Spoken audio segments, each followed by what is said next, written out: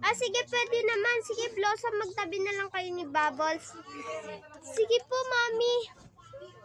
Halika, ipapakita ko sa yung kwarto natin.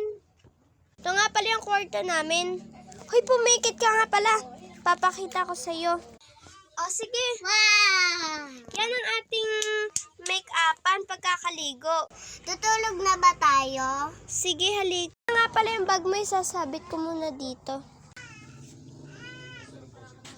Ayan, halika na, pasok ka na. Okay. Mami, tutulog na po kami ni Blossom, ha? Wow! Sige, tara, higa na tayo. Oo nga pala, umaga na. Tulog pa si Blossom, aalis kami ngayon. Hindi pwedeng sumama si Blossom. Aalis pala sila, Bubbles. Comment for part 4. Bye-bye!